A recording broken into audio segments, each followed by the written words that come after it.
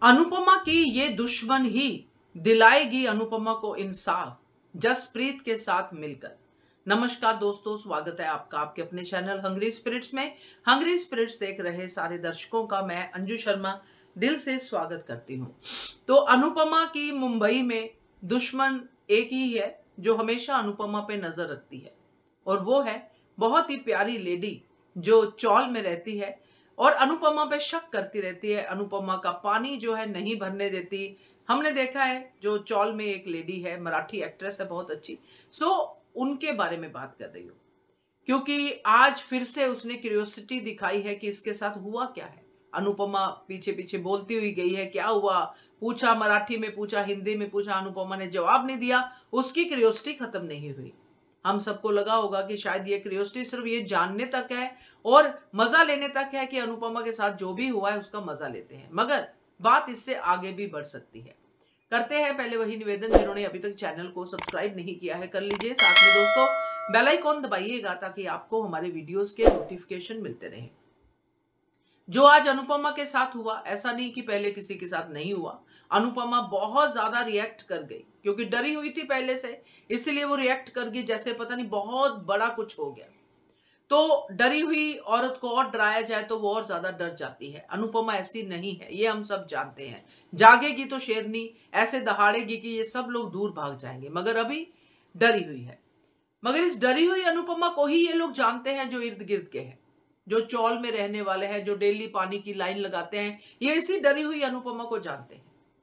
अब जो वो लेडी है, नाम उसका मैं भूल गई, वो वहां पे हमेशा अनुपमा का ध्यान रखती रहती है कि अनुपमा क्या कर रही है, अनुपमा कहाँ से आई है, कौन है ये, कहीं चोर तो नहीं, कहीं कातिल तो नहीं।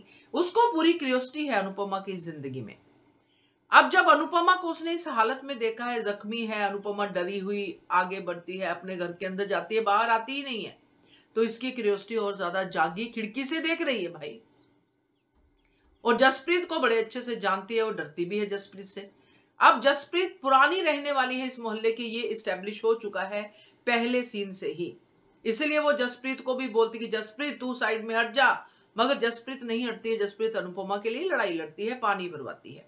तो ये सब सीन मैं इसलिए बता रही हूँ इस्टेब्लिश करने के लिए, जसप्रीत को वो पहले से जानती है।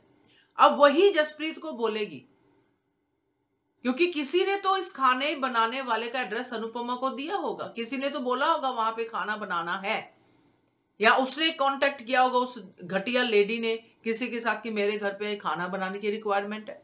क्योंकि ये जो हमारे हाउस हेल्प होती हैं, ये एक ही तरह से सबको देखती हैं, मतलब उनका काम करने का होता है, काम करे और घर जाए। कोई कोई इक्का दुक्का अलग होती हैं, मगर हमदर्दी एक दूसरे के साथ इनकी होती है। तो ऐसे घटिया इंसान को, ऐसे घटिया परिवार को जो औरतों के साथ ऐसा करते हैं, काम करवाते हैं, पैसे नहीं देते हैं, तमाशा करते हैं, फिर डरा के भगा देते हैं, उनको ये लोग जानते होते हैं। तो जब जसप्रीत ठंडे दिमाग से बात करेगी या जो भी कुछ होगा सीन, उसमें से ये औरत कहेगी कि चल मेरे साथ, वो तो बंदा ही बहुत घटिया है, उसने तो पहले भी इसके साथ ऐसा किया, उसके साथ ऐसा किया, पैसे नहीं दिए। जब पैसे देने का टाइम आया तो वो लेडी अपने हस्बैंड को भेज देती है अंदर, और वो हस्बैंड बदतमीजी करता है, वो लेडी आती है, फिर तमाशा करते हैं, वीडियो का ड्रामा का जो है धमकी देते हैं, और फिर ये पैसे अपने बचा लेते हैं, खाना भी बनवा लेते हैं।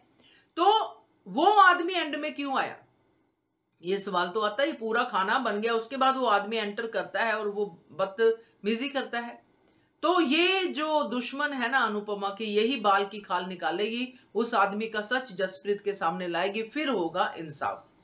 मुझे लगता है भाई ये आज का सीन देखने के बाद, बाकी आप लोग बताइएगा क्या कहना है आपका, कमेंट कीजिएगा। देखते रहिए channel hungry spirits. Thank you so